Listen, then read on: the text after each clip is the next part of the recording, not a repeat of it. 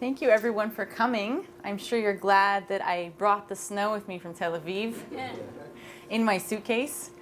I love Toronto. I know I might sound like a politician running for office when I say that, but it's true. I mean, look at the wonderful crowd that's come even in this weather. And I promise I will warm you up with a challenging and meaty lecture of 42 minutes exactly, okay? So without further ado, I would like to begin. The recording of Holocaust testimony in the last 4 decades should be considered a historical event in its own right. An event of commemoration, a public declaration of values, and also, critically, an event of translation. Scholars have rightly asserted that the scale and technological practices of recent testimony projects have changed the scope and circulation of witness narrative. But what remains unaddressed is how these same testimony-taking projects also attempted a radical act of global translation, a transference of knowledge and ideas across lingual and geographic borders. The USC Shoah Foundation Institute alone has recorded testimony in 52 different countries and in 36 different languages, bringing with it very specific American-born concepts of history, selfhood, and suffering. My lecture today and my research at large investigates what happened and what happens to the testimonial enterprise and the conceptual web on which it rests when it arrives in different geographic and linguistic contexts, or as I term them, ecologies of witnessing. Is the microphone at the correct height? Okay, good. I approached this problem through a concrete case study. I examined the testimonies of witnesses who were all born in a single place and time, Lithuania before 1935, but then settle in different locations after the war, namely in Israel, North America, or the third group, those who returned to Lithuania, with Hebrew, English, and Yiddish as languages of testimony. Why select Lithuanian Jews as a case study? This post-war map will help explain. Lithuania, as I doubt I need to remind anyone in this audience, was originally annexed to the Soviet Union in 1940 and then reincorporated into the USSR after World War II. That meant that apart from those with pre-war Polish citizenship, Holocaust survivors who returned to Lithuania after the war were required, more or less, to stay there at least until the 1970s, when major waves of emigration began and when it became more possible. As a result of this and other factors, there was a small but active and largely Yiddish-speaking Jewish community in Lithuania, which hovered around 30,000 members up until the 1970s. This is a little-known fact. While this community of survivors stayed close to their pre-war hometowns and close to their pre-war language, of course, a great many, most Lithuanian Jewish survivors emigrated to the US or to Israel.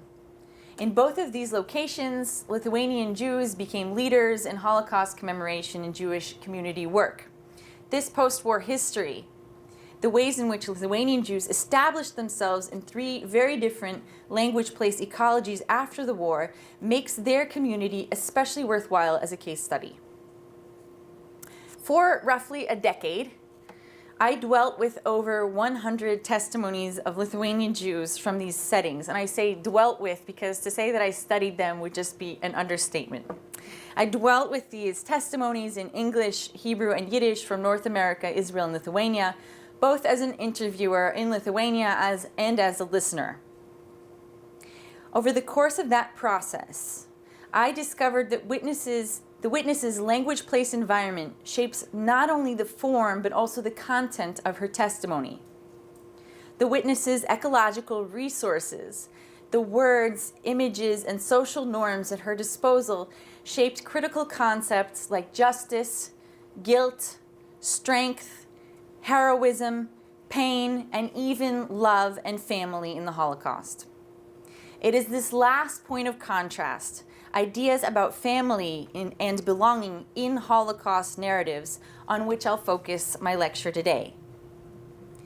Most of us have encountered family narratives from the Holocaust. Those are some of the most prominent images of Holocaust survivors that we know. We can think of the Diary of Anne Frank. We can think of Art Spiegelman's Mouse.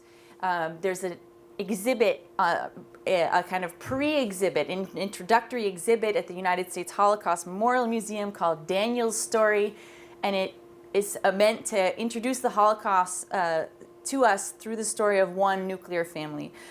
And I think that the family is often chosen as a popular framework for Holocaust narration because it seems intuitive or universal. But I'm going to argue today something a little bit bombastic and provocative and say that the family narratives are not intuitive and not universal.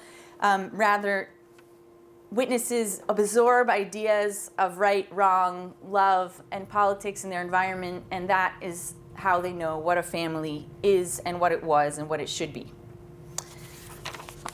I'm going to look at just three rich testimonies from each of the ecologies that I study, and I should say that each example that I use is not a median or a mean testimony. It doesn't mean that it's representative. Everyone is an individual.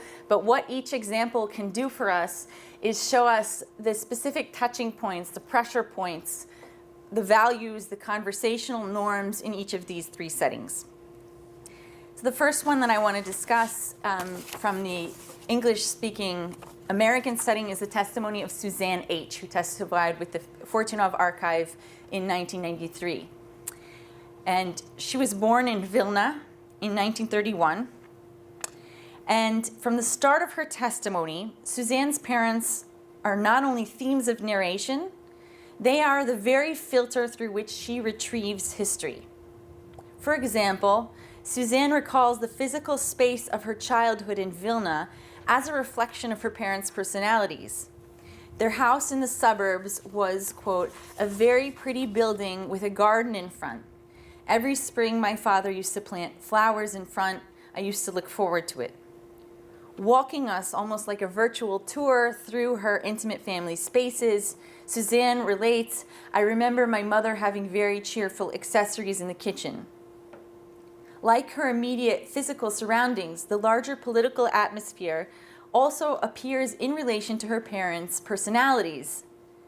She relates that even though they were highly secular, her family chose to send her to a Jewish school rather than a Polish one because, quote, he was angry at the way that the Polish people looked at the Jews. In this formulation, anti-Semitism becomes a reality of past experience, something to which Suzanne is a credible eyewitness when it impacts her father emotionally.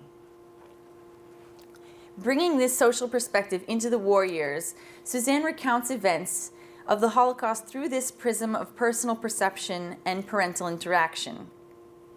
Early after the German invasion of Vilna, Suzanne recalls a conversation with her mother during an early roundup. I remember I kept on telling my mother, oh, don't worry, everything's going to be okay, even though I was petrified. I kept thinking, what will it be like when I'm dead? All these thoughts went through my head. This intimate dialogue in her head and with her mother is what makes the event real. Sparing in details about the scene around her, Suzanne is very specific about her and her mother's emotional exchange. Later on in the war, they're moved into the Vilna Ghetto. And for those of you who've studied the Vilna Ghetto, a lot of people here and elsewhere are very much interested in cultural life in the Vilna Ghetto. And this really doesn't interest Suzanne much. She addresses it. She says about the Vilna Ghetto, they had a theater, they had some culture, they even opened a restaurant. And that's it. Events unfold independently from this milieu. The main stage of causality remains within the intimate family sphere. This is especially striking as her narrative progresses. That's a picture of what her environment might have looked like before the war. This is a map of where the Vilna Ghetto is located in relation to two local work camps, small work camps, Kailis and HaKepe, which were both just a cluster of buildings that housed, imprisoned roughly 1,000 Jews during the war. And Suzanne and her family moved between the three, and I won't get into all the details of how. At one point, they are forced to move back to Kailis. They escape to Kailis right before the liquidation of the Vilna Ghetto, and her parents are caught just outside of the Kailis camp, disguised as Gentiles. They're put into prison. The guards agree to release her father, but for some reason not her mother. And even though Suzanne wasn't there to witness this, Suzanne and her brother stayed behind, she's able to somehow imagine a conversation between the two of them, between her mother and her father. She said, "You have to stay and find the children, you have to raise the children." He gave her all the jewelry he had, and that was it. Later I heard that they made them take their clothes off at Ponar and they shot them. The loss of her mother, the quick depiction of her stripped and shot at Ponar, constitutes the turning point in her view of history, the moment when life changed from difficult to abnormal. Evidence of this catastrophic shift comes from within Suzanne's body. "I was 12 years old and I used to wet my bed. I later learned that you want your mother back and this is what we did. I was so embarrassed at the time and my aunt used to yell at me and I didn't know what to do." Focusing on the preconscious physiological reaction to this loss, Suzanne frames the moment as a break in the natural order of mind-body being.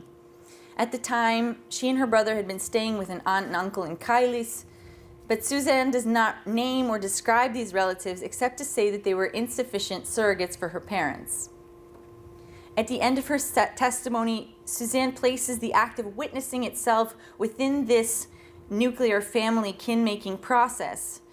Mirroring the importance she assigns to her own mother, she explains that she is sharing this narrative for the sake of her two children, mending wounds she believes she might have caused them.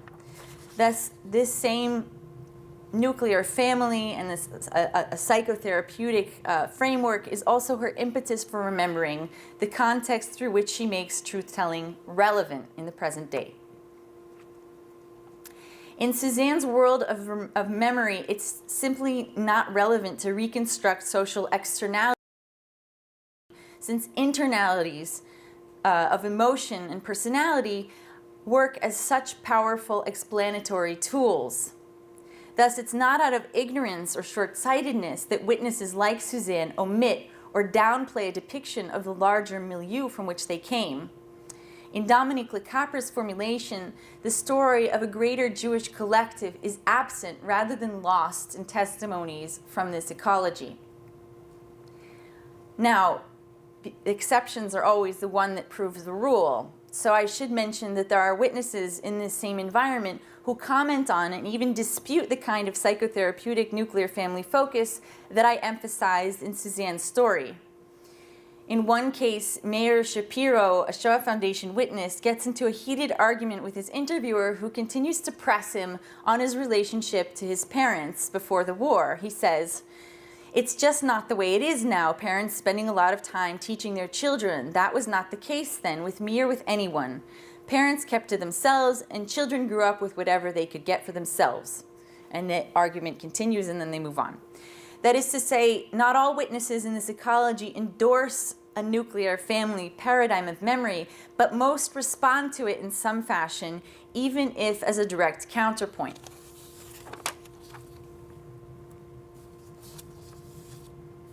When I compare the testimonies from this more widely studied, up until recently at least exclusively studied, English-speaking North American context, to those from a much more marginal context, the Yiddish speakers from Lithuania, there are very big differences in how they speak about family and belonging. Whereas testimonies from North America and English are rich with resources for discussing emotional exchanges between parents and children, Yiddish Lithuanian testimonies display abundance of a very different kind. There are lots of words for describing a broad family community matrix, along with the many different categories of blood relations, mishpuche, familie, krevim, freund, all of which mean family of a different variation. Witnesses devote much attention to people with an even hazier kind of closeness: friends, acquaintances, townspeople, or those they simply call unsere, ours. As shorthand for this whole semantic cluster, I use the term eigene, which just means one's own. This adjective can be used as alone functioning as a noun, or be paired with a variety of reference. Thus, eigene vos, one's own what, is tellingly left open in this idiom. And that breeds a kind of flexibility in their narrative about family. The example that I want to discuss with you is the story of Dobe Rosenberg, who was interviewed with the Shoah Foundation, not by me, in 1996 in Yiddish. Dobe Rosenberg was born in Yurbarek in 1928, and she introduces herself on camera by declaring, Ich allein bin a Yurbareker. I myself am a Yurbareker, from Yurbarek, placing herself immediately within a network of people connected by a common site of origin. The Yurbarek Jewish community was largely destroyed in the first months after the German invasion. To borrow a phrase from Yehuda Bauer, this is a shtetl that died. Yehuda Bauer's work, The Death of the Shtetl. Even so, Yurbarek, the place name, is still Dobe's most informative way to present herself in the 1990s, decades later. She imagines self-genesis and identity not through emotional reconstruction, sensation, experience pictures, or individual bonds, but through this idea of the original local matrix. Dobe narrates the first days of the war as they affected the Yurbareker collectively. And the notes from her testimony in the Shoah Foundation testimonies, the interviewers are asked to fill out a form in which they just list the basic bare bones information from the testimony. And they're given about half a page to include names of people that are mentioned in the testimony. And Dobe's interviewer for her testimony had to add on 4 extra pages because she cites so many different names. And this says something about her expectations of audience. She thinks that her audience can tolerate all of this local information, that this is a story that's circulated locally. And this also says something about her concept of herself and what's important. Her idea of selfhood includes this vast chorus of people. So, discussing the first days after the outbreak of war, she tells what happens to my mother's cousin, my mother's brother, Uncle Feivel, my father's brother, Uncle Max. Even though she spreads her narrative focus among many Yurbareker, she still cares about her parents. It's not that she's apathetic to her parents. She is brought to tears when she recounts her father shouting, "Watch out for yourselves, look out for one another," as he is caught and led away from their house in an early roundup of the town's Jewish men. However, following her father's capture, Dobe's narrative quickly progresses. She tells that she and her mother found shelter in the house of someone she describes as the neighbor, my mother's cousin's husband, Abba Vayis. Rather than delving into her reaction to the loss of her father, she shifts narrative emphasis onto this new eigene relationship. She performs a similar shift after her mother is dragged away. Dobe is knocked unconscious as locals take away her mother a few days later. She says, and she returns to the household of this eigene member whose relationship I can't ever pronounce correctly because it's so complicated. She moved back to his house, and she says, I quote, "I woke up when I was already at the Vailis's Bahenyen in Stub with Henya, my mother's cousin with her kids. Of course, I screamed and cried, and they all comforted me." These relatives quickly assume parent-like responsibility for Dobe, planning where they should all go and how they might best survive. And interestingly enough, Dobe describes this surrogate family relationship as natural. Quote, "Of course, this Mira Melne, Henya's daughter, and my mother had been like sisters. We had already been like one family." Dobe's acceptance and justification of this impromptu family arrangement stands in stark contrast to the various reactions that I found among American witnesses who addressed surrogate parent relationships with disappointment or humorous discomfort. Using intricate family community connections, Doba's new caretaker then moves this new eigene configuration into the Kovna ghetto, from Yoberik into Kovna. Upon their arrival, Doba encounters a new version of this social constellation. And here I'll play a clip for you.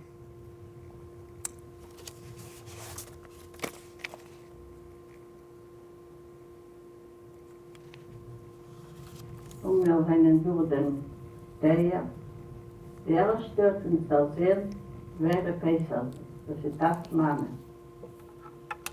Ein Jugendlicher. Die ist gleich, sie sind da drin, sie sind da umgenommen, gleich gefragt, was es ist ein Jugendlicher. Und sie ist gleich gegeben zu wissen, die Bomben, dann werden gelebt und weiter geschüttet gegangen. Glas von uns herumgeringelt, Menschen, und gefragt, was sie denn verdienen. Und versteht sich gleich im Kunstleben, Tante mit der Bobbe, ich frei, mit der Erinnerung. Aber viele den Sachen mit dem Bett gewandt, und mir reingelogen. Sie nicht genommen, mit dort ein Bantere gewesen, ich weiß, was für ein Stahl, ich weiß, dort gewesen. Oops. It's okay.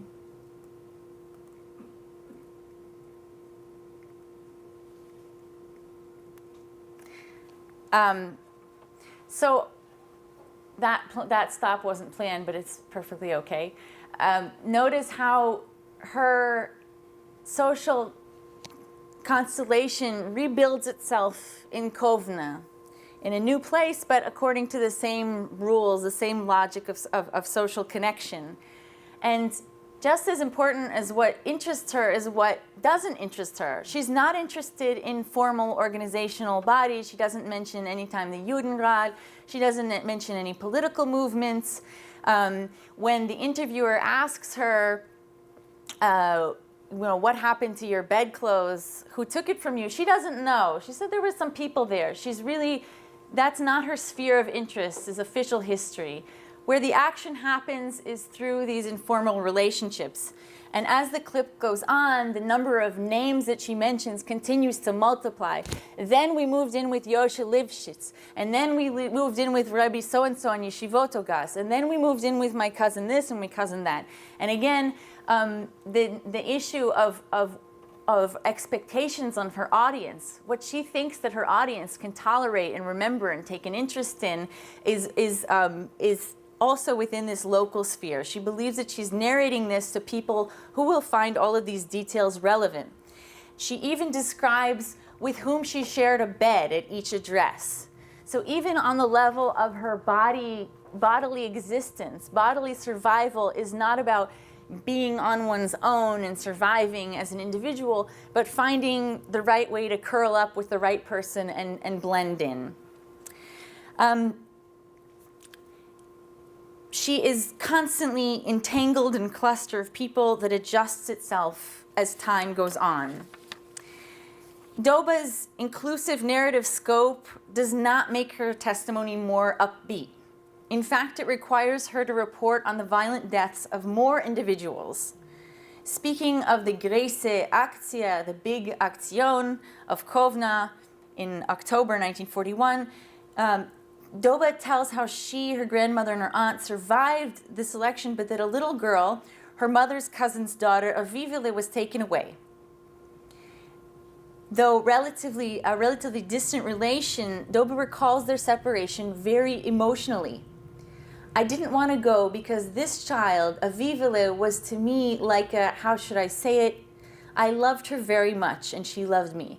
And interestingly, this is the only time in her testimony when Doba uses the word for love, Hoben Holt.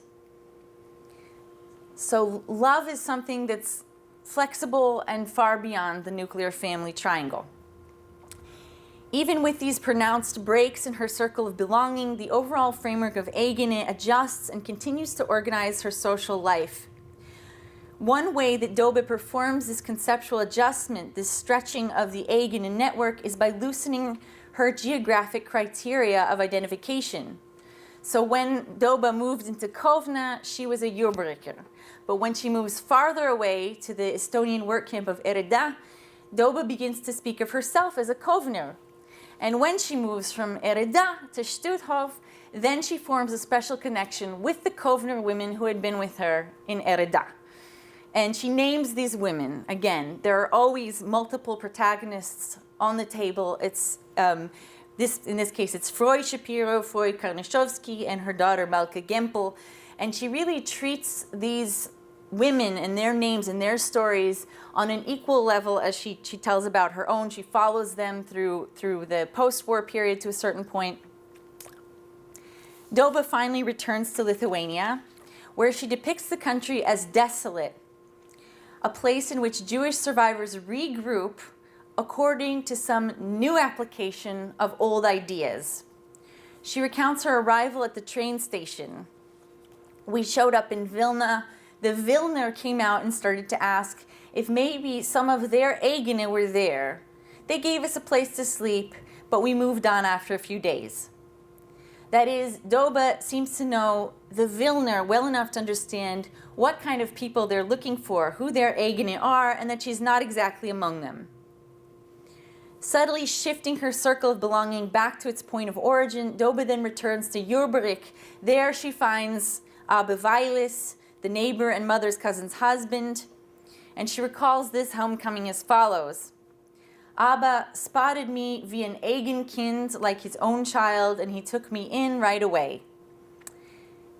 Doba stayed with Abba until she got married in 1946. And the man she chose to marry, Doba hastens to mention on camera, is also a Yurbriker in the present tense. She even identifies the families that her children marry into by citing microgeographic criteria. She tells us proudly, for instance, my daughter-in-law is from Zarasai, which is an eastern Lithuanian town. Thus, in her post-war and current state of being, Doba depicts herself embedded in the same kind of group in which she began her story. It's not that Doba's family story is one of resilience, and the testimonies from the English-American corpus focus on loss. Doba also talks about loss, but the criteria that enable people to connect remain alive in her story. Testimonies like Doba's challenge what we think about the death of the shtetl. Though the material destruction of such East European Jewish communities is a reality that needs no further affirmation, the question that contemporary Yiddish testimonies raise is whether or not some version of the shtetl imaginary lived on as a part of the language in certain contexts. Again, exceptions are the ones that make the rules interesting.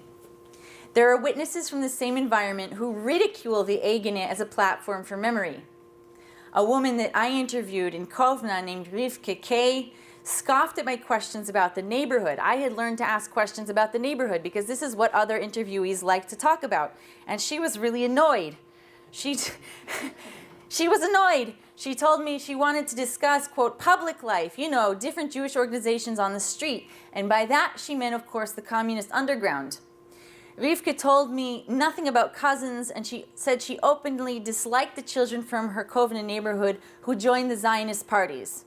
That is to say, the subtly flexible notion of kinship that I've been calling the Eigene is not a requirement of testimony in this Yiddish-speaking Lithuanian cluster, but it is something that witnesses have to address in some manner, even if in disdain. Moving into the last cluster of testimonies, those that were given in Hebrew in Israel, I want to discuss the testimony of Kalman Park, who was interviewed by Yad Vashem in 2005. Kalman Park's testimony has been archived and contextualized in a manner different from the testimonies I've discussed so far. You can check me on Google. On the Yad Vashem YouTube channel, he appears as one of the introductory testimonies with excerpts edited and set to music.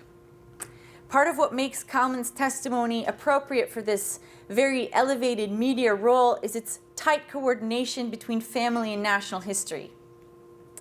Regarding pre-war life, Kalman Park tells us, I came from a mixed marriage. I came from a house that was half Beitar and half Shomer HaTzair. So I went with Beitar. Kalman recalls biological kinship in interwar Kovna as an opportunity for political education. The reverse is also true. His parents loved him through their politics, modeling political dedication as a way to nurture. Because of a technical error in the recording, after all, even digital and video testimonies are vulnerable houses of memory. There's a jump in the recording, and we move straight from his activities in Beitar in the interwar years to the spring of 1944 in the Kovna Ghetto, when everyone is about to be deported.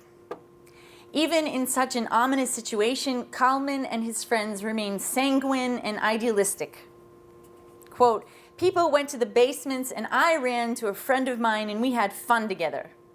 Now you can only imagine the reaction that an English-speaking American interviewer would have to what Kalman's just said. In the moment of great danger, he's a kid. He leaves behind his mommy and daddy and he goes to hang out and have fun with kids from his youth group in his high school. Kalman is also careful to point out that this friend studied with him in the Schwabis Hebrew gymnasium and that they maintained their custom to speak Hebrew together even at this moment. Going on with the same scene, two girls joined them. I remembered that we hugged and kissed and rolled down the hill together. It was a kind of parting ceremony. So youthful, ideological fraternity trumps nuclear family bonding, at least in this moment. Kalman, however, does not depict this youthful sociality remaining intact forever. On the contrary, he draws attention to its precise moment of rupture. This happens in a cattle car with his whole family on their way to Stutthof from the Kovna Ghetto in July 1944. And this is actually the clip that's been edited and set to music on the YouTube channel for Yad Vashem. So they're in this crowded train, and Kalman describes, even though it's dark and it's smelly, he describes an atmosphere of absolute calm. And this is very important to a lot of witnesses in this setting. Agency, staying on top of yourself, remaining, keeping yourself together is rewarded in this interview setting. And then he goes into this three-part escape attempt plan. It's almost like a folk narrative. Yes, in a folk story, we have the fox tries, and then the sheep tries, and then, so here he's a similar three-part narrative to explain what survival means and what family means at this moment. So they're on the train, and there's a small slit window, and one young man pulls himself up, tears down the barbed wire, and tries to escape, but he can't because he's too big. And then, after this young man, Kalman describes his cousin Arke's attempt at escape. And even though this is, a climatic moment, he finds it appropriate to backtrack just a little and give us a character map of who his cousin Arke was. And I'll play you a clip here. And hopefully it's not going to jump this time.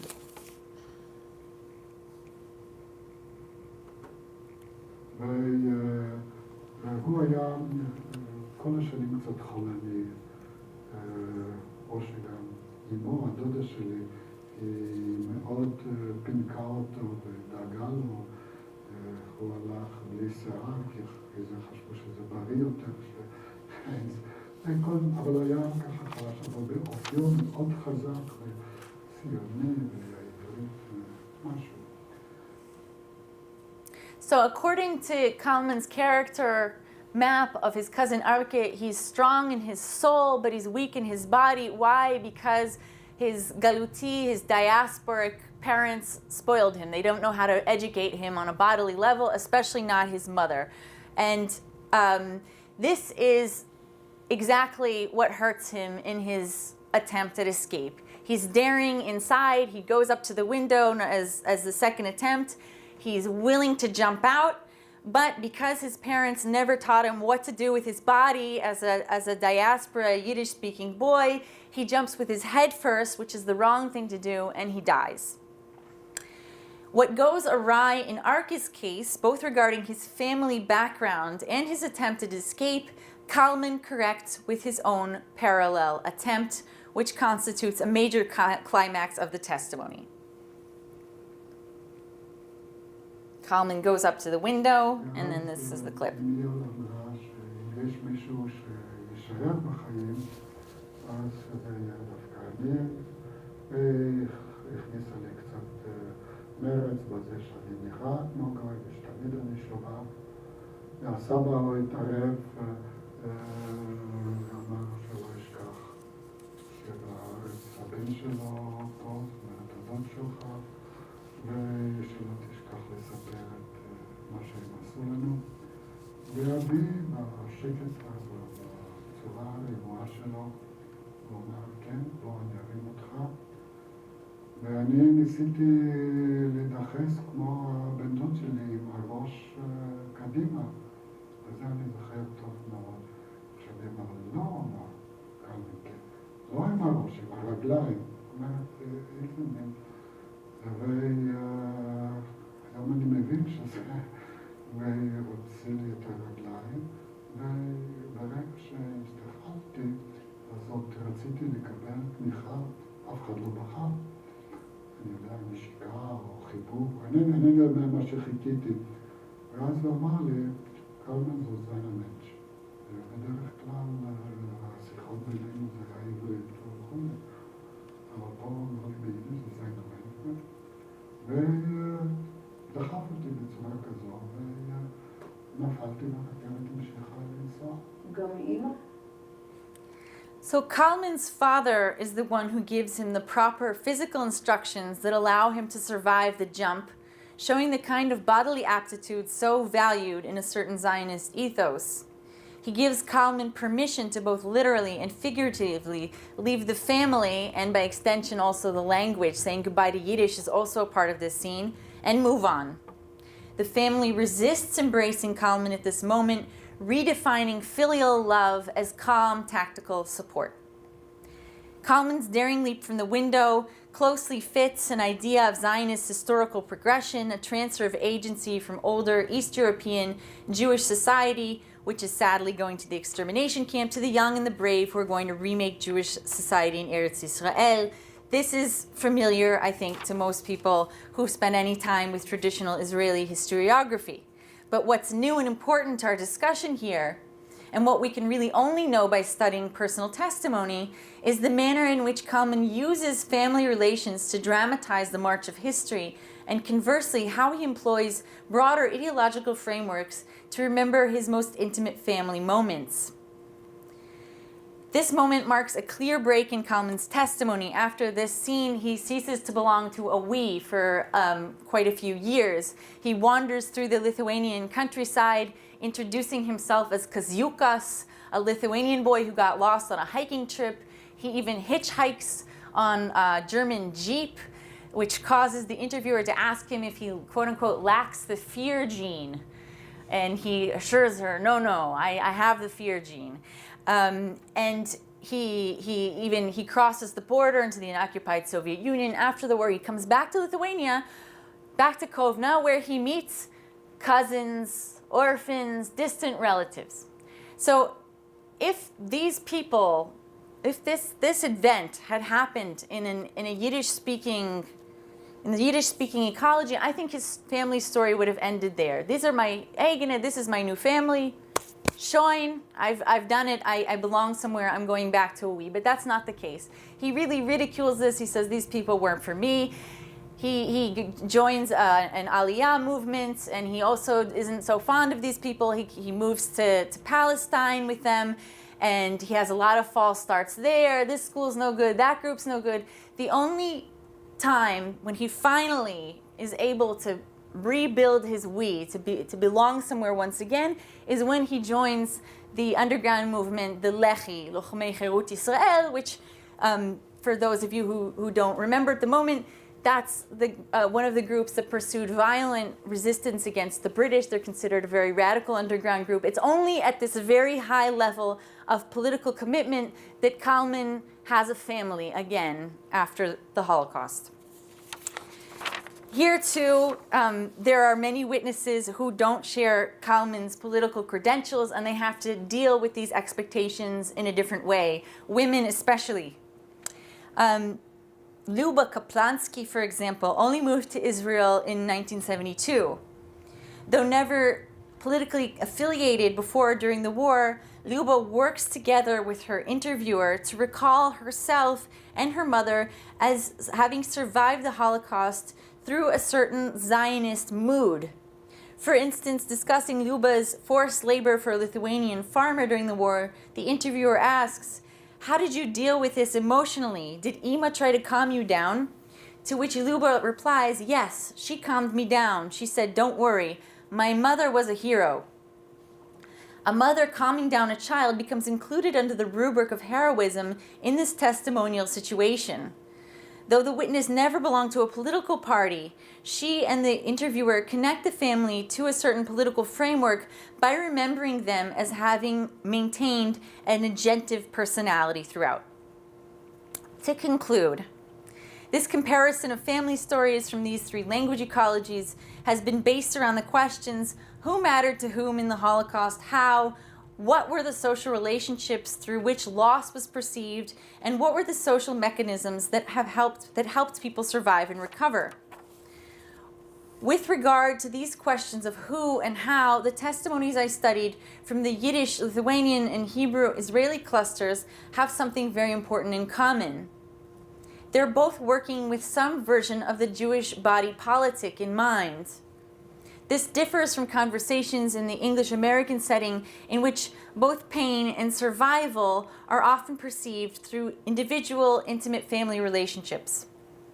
However, if we're looking at family stories in relation to periodizing history, to change over time, the Israeli and American clusters have a lot more in common.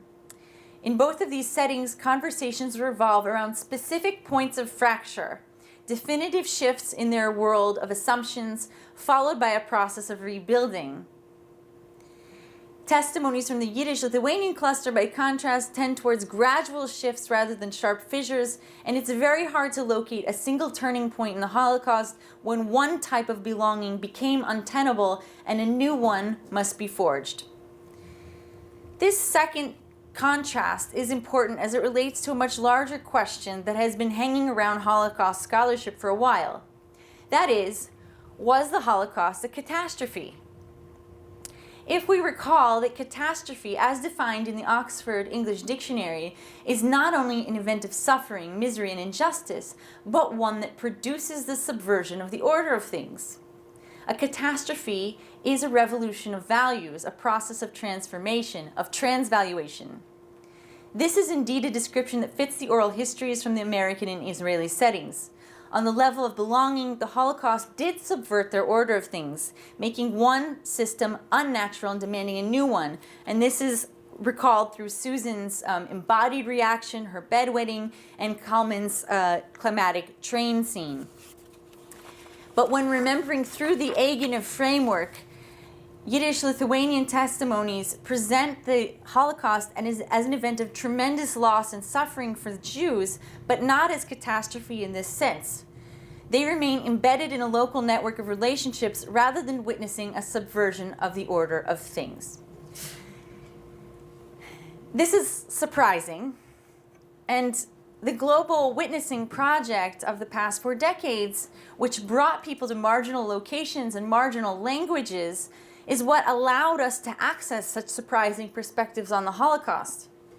It could be that testimonial institutions like the Shoah Foundation or Yad Vashem or USHMM, in traversing borders in the 1990s after the fall of the Soviet Union with cameras and questionnaires in hand, had hoped to unite knowledge about Holocaust victimhood from all corners of the world under one universal digital language. Instead, in many ways, their efforts revealed the beautiful impossibility of such a project. They revealed the particularity and the untranslatability of Holocaust memory in different language environments, challenging our assumptions about basic categories like love and pain. This revelation can have consequences on the material historical record. Scholars may have overlooked agenate-type relationships and their impact on biographical trajectories simply because they didn't have a word to describe such a phenomenon. So untranslating the word can thus lead to new factual discoveries. But beyond fine-tuning the historical record, the act of untranslation is also an ethical intervention. It's about deflating the myth of a universal semiotics of suffering and creating speed bumps against overly expedient modes of receiving Holocaust testimonies. It is about defining Yiddish and other marginalized languages not only as source languages from which we can pluck certain historical facts, but as thinking languages, that is, languages that help us to design the terms of our scholarship and our commemoration. If the era of the witness has in some ways engendered an era of testimonial translation, then certain moments of untranslation are now also necessary, ones in which we step into someone else's mode of truth-telling or even remind ourselves of what remains inaccessible in this cross-lingual encounter. Thank you.